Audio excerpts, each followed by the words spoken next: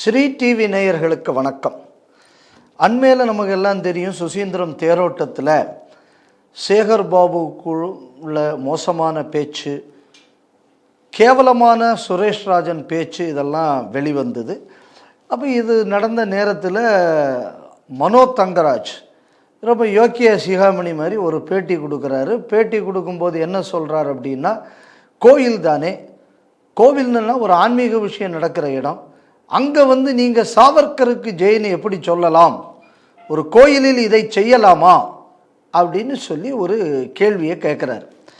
என் கேள்வி என்ன அப்படின்னா, இதுக்கு பதிலுக்கு போகிறதுக்கு முன்னாடி நான் ஒரு விஷயம் இதே மனோ தங்கராஜ்கிட்ட நான் கேட்குற கேள்வி என்ன அப்படின்னா, கோயில் தானே, கோயில் இருக்கக்கூடிய இடத்துல சோத்த திங்கலாமா பீய திங்கலாமான்னு கேட்டானே சேகர் பாபு. அப்போ அது என்ன கோவிலில் பேசக்கூடிய வார்த்தையாக பீய திங்கலாங்கிறது? சரி, பாரத மாதா மயிரை பிடுங்கினா அப்படின்னு சொன்னார் சுரேஷ் ராஜன். அப்போ மயிரை பிடுங்கிறதுங்கக்கூடிய வார்த்தையை நம்ம கோவிலில் சொல்லலாமா? அப்போ சாவர்கருக்கு ஜெய் என்று சொல்வது எந்த விதத்தில் நியாயம்னு புரியக்கூடிய இதே மனோ தங்கராஜ் சேகர் பாபு இந்த வார்த்தையை பயன்படுத்தினதும், சுரேஷ் ராஜன் மயிரை பிடுங்கினார்னு சொன்னதும், இருந்தால் பீயத்துன்னு சொன்னதையும் ஏன் கண்டிக்கலை? ரெண்டாவது, சாவர்கருக்கு ஜெய் அப்படின்னு கூடிய கோஷத்தை சுசீந்திரன் தேரோட்டத்தில் இந்த கோஷத்தை போடாமல் எந்த ஊரில் இந்த கோஷத்தை போட முடியும்? வரலாறு நான் சொல்லித்தரேன் மனோ தங்கராஜுக்கு. கன்னியாகுமரி மாவட்டத்தில் உள்ள எல்லா மக்களுக்கும் இந்த வரலாறு தெரிந்து இருக்க வேண்டும். நமக்கெல்லாம் வரலாற்றில் தெரிஞ்ச விஷயம் என்ன அப்படின்னா, ஒரு எம்டன்னு ஒரு கப்பல் வந்தது.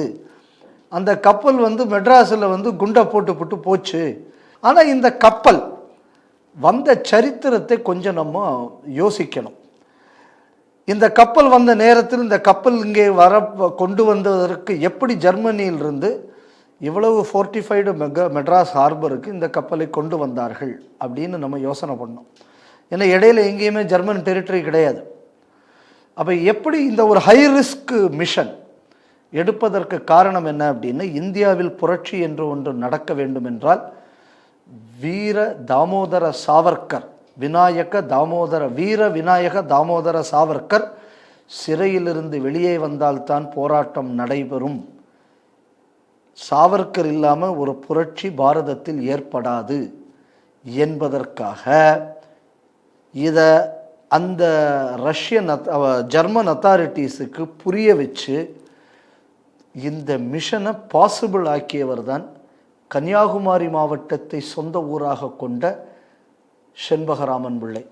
கொண்டு வராங்க. கொண்டு வரும்போது ஒரு புயல் மாதிரி ஒரு சுச்சுவேஷன் வருது. என்ன பண்ணுறாங்க, அங்கேருந்து நேராக ரங்கூன் போயிடுறாங்க. சரி, ரங்கூன்லேருந்து திருப்பி கல்கட்டா பக்கம் அங்கேருந்து அந்தமான் போகலாம்னா அங்கே மறுபடியும் புயல்.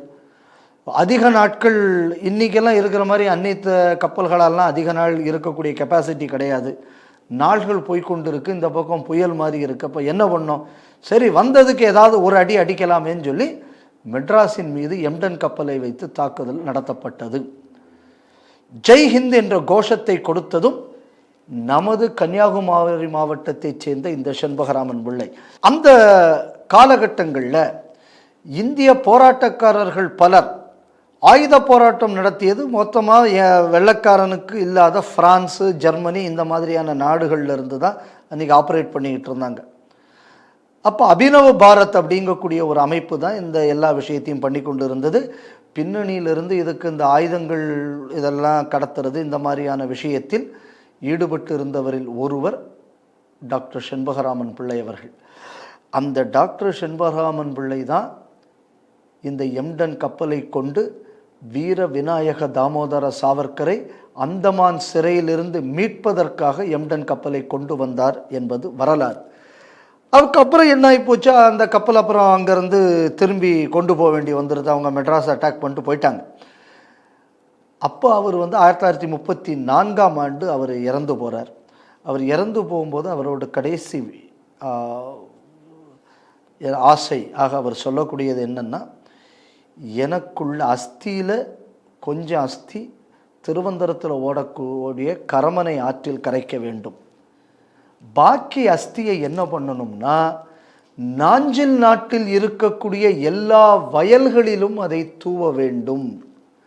இதுதான் செண்பகராமன் பிள்ளைக்குள்ள கடைசி ஆசை. அப்ப கன்னியாகுமரி மாவட்டத்தில் இருக்கக்கூடிய ஒவ்வொரு வயலிலும் இருப்பது செண்பகராமன் பிள்ளைக்குள்ள இந்த அஸ்தி, அவருக்குள்ள உணர்வு. செண்பகராமன் பிள்ளையோட மிஷன் என்ன? வீர சாவர்கரை மீட்பது. அப்படின்னு சொன்னா நாஞ்சில் நாட்டுக்காரன் தெய்வமாக சாவர்கரை வணங்குவதுங்கிறது இயல்பு தானே. அதனால அவன் வீர சாவர்கருக்கு ஜெய் என்று சொல்வதில் என்ன தவறு இருக்கு? இந்த வரலாறு பொதிந்த மண் என்பதனால் அன்னைக்கு வீர சாவர்கருக்கு ஜெயின்னு போட்டாங்க. என்ன தப்பு இருக்கு? இப்போ நான் இதே கேள்வியை கேட்குறேன். இதே கன்னியாகுமரி மாவட்டத்தில் இருக்கக்கூடிய ஒவ்வொரு கோவில்களையும் இடிக்கும் போது நான் எல்லையற்ற சந்தோஷத்தை பெற்றேன் என்று சொல்லி கன்னியாகுமரி மாவட்டத்தில் நாசகார வேலையை செய்த சேவியருக்கு லோக்கல் ஹாலிடே கொடுக்குறீங்களே, அப்ப சேவியருக்கு லோக்கல் ஹாலிடே கொடுத்து விழா நடத்தக்கூடியது உங்களுக்கு கேவலமா தெரியல? கன்னியாகுமரி மாவட்டத்தை அழித்த சேவியருக்கு லோக்கல் ஹாலிடே விழாவா? எங்கள் கன்னியாகுமரி மாவட்டத்தில் இருந்த செண்பகராமன் பிள்ளை இந்தியாவின் விடுதலைக்காக யாரை மீட்க வேண்டும் என்று சொன்னாரோ அந்த வீர விநாயக தாமோதர சாவர்கரை மீட்பதற்காகவே எம்டன் ஒரு கப்பலை கொண்டு வந்த அந்த மகானுக்குள்ள சாம்பல் எங்க கன்னியாகுமரி மாவட்டத்தில் இருக்கிற ஒவ்வொரு வயலிலும் இருக்கிறது.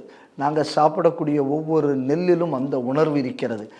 அந்த உணர்வை மதிக்கிறவன் சாவர்கருக்கு ஜெயின்னு தான் சொல்ல முடியும். அவர் இன்னொரு வீடியோவில் கூட அவர் பேசியிருக்காரு. என்ன அப்படின்னா, நாசிசத்தையும் ஆர்எஸ்எஸையும் ஒப்பிட்டு பேசியிருக்காரு. ஏதோ ஒரு சில வேற மதத்துக்காரங்களை வச்சு இவர்களால் இந்துக்களுக்கு அபாயம் என்று காணித்து அரசியல் செய்து கொண்டு இருக்கிறார்கள் அப்படின்னு. அந்த அரசியலை நாங்கள் செய்யலை, அந்த அரசியலை நீங்கள் தான் செய்துக்கிட்டு இருக்கீங்க. இந்த நாட்டில் மைனாரிட்டிக்கு பாதுகாப்பு இல்லைன்னு சொல்லி பிரச்சாரம் பண்ணது யாரு? நீங்கள் தானேங்க அந்த பிரச்சாரத்தை பண்ணீங்க. இப்போ என் கேள்வி என்னன்னா, இந்த நாட்டில் மைனாரிட்டிக்கு பாதுகாப்பு இல்லைன்னா ஏன் பங்களாதேஷ்லேருந்து, பாகிஸ்தான்லேருந்து, ஆப்கானிஸ்தான்லேருந்து இந்த நாட்டுக்கு வர்றேன்? இந்த நாட்டில் பாதுகாப்பு இல்லைன்னா இந்த நாட்டில் இருந்தெல்லாம் அந்த நாட்டுக்கு ஓடணும். அப்போ யார் இந்த பொய் பிரச்சாரத்தை பண்ணக்கூடியது? அப்போது அது பாசிச பிரச்சாரம்னு சொன்னால் அந்த பாசிச பிரச்சாரத்தை பண்ணுவது மனோ தங்கராஜும் மனோ தங்கராஜை சார்ந்த கட்சியினரும். இன்னும் அதில் ஹிட்லர் முசோலினி எல்லாம் பற்றி மனோ தங்கராஜ் பேசுகிறார் இன்னொரு வீடியோவில். அந்த முசோலினி படையில் வேலை செய்தது யார்? சோனியா காந்திக்குள்ள அப்பன், உங்கள் கூட்டணி கட்சிக்காரி. அங்கே போய் கேளு யார் முசோலினி ஹிட்லர் வம்சம்னு. அதனால தேச துரோகத்தை செய்துவிட்டு கன்னியாகுமரி மண்ணுக்கு இழுக்கை சம்பாதித்து விட்டு ஹிந்து கோயில் திருவிழாக்களில் வந்து கெட்ட வார்த்தையை பேசிவிட்டு எங்கள் மண்ணின் மாண்பை காத்த செண்பகராமன் பிள்ளை அவர்கள் எதற்காக போராடினாரோ அந்த போராட்டத்தின் அடையாளமான சாவர்கரை போய் நீ இப்படி பேசலாமா என்று கேட்டு குமரி மண்ணுக்கு துரோகம் செய்தது மனோ தங்கராஜ். மறந்துடாதீங்க.